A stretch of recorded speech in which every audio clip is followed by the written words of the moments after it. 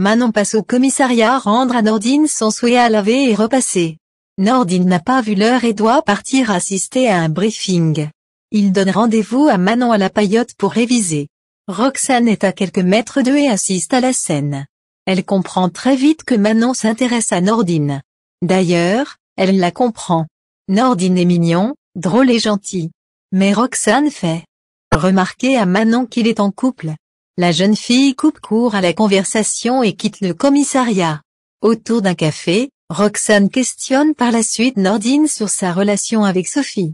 Elle cherche à savoir si entre eux c'est sérieux. Roxane fait ensuite remarquer à Nordine que Manon s'intéresse à lui. Elle lui conseille ensuite de prendre un peu ses distances si ce n'est pas réciproque afin que Manon ne se fasse pas des films. Nordine donne finalement rendez-vous à Manon au Spoon sous prétexte que c'est plus facile pour réviser. Il se montre ensuite très sérieux. Nordine reçoit ensuite un appel de Sophie et lui explique qu'il est en train de faire réviser Manon. Sophie a du mal à masquer sa jalousie. Manon et Nordine jouent ensuite à un jeu, ils doivent s'interroger. À tour de rôle et celui qui n'a pas la bonne réponse a un gage. C'est Nordine qui gagne et il donne un gage à Manon, récupérer en moins de 5 minutes le numéro de téléphone d'un des clients du Spoon. Manon ignore qui choisir.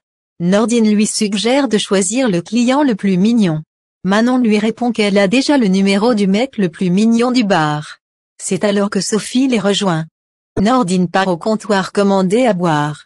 Sophie profite de l'occasion pour faire à Manon une remarque sur son look d'adolescente. Publicité Noah victime d'électrocution. Karim est apte à rentrer chez lui et prépare ses affaires. Il est un brin énervé car Victor Brunet a proposé à Alex et Chloé de racheter le mât. Karim sait de quoi il est capable et il est persuadé que c'est lui qui est derrière cette série de sabotages.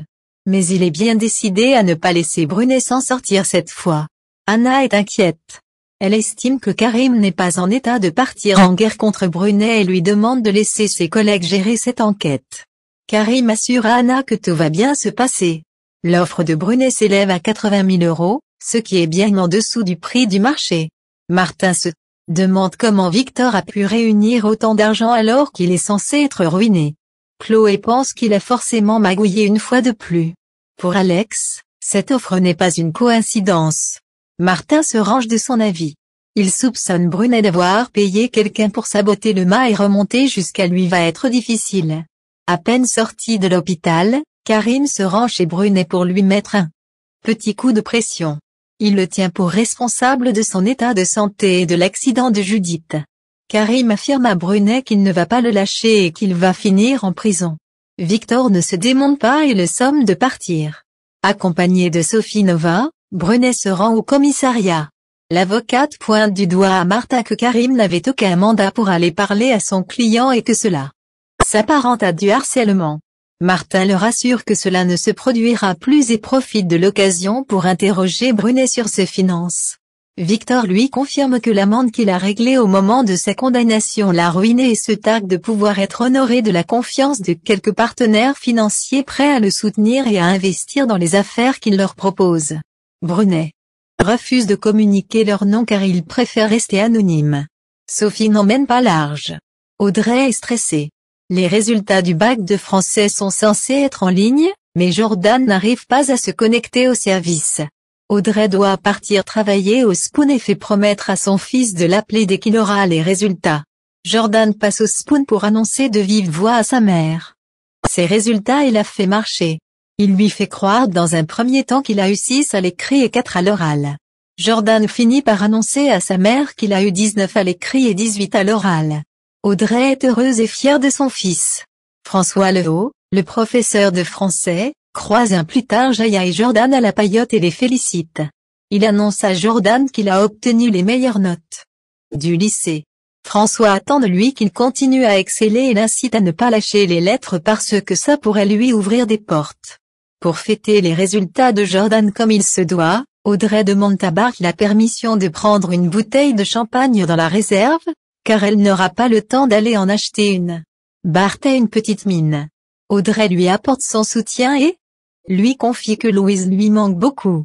Mais Bart estime que leurs situations ne sont pas comparables. Non seulement, il n'arrive pas à faire son deuil, Mais il pense aussi à sa mère qui a été internée parce qu'elle était triste et que ça l'a rendue folle.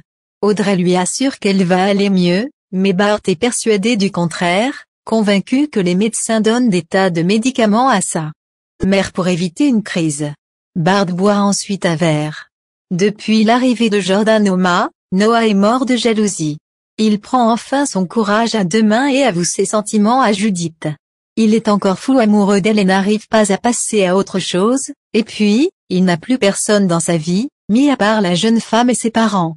Judith assure à Noah qu'elle ne le laissera jamais tomber, car leur histoire d'amour est ce qu'elle a vécu de plus beau.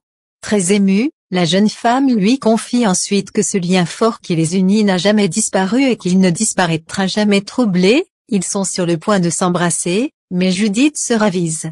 Elle pense que son père ne va pas tarder à rentrer. Judith propose ensuite à Noah d'aller boire un verre en tête-à-tête ce soir. Il accepte avec plaisir.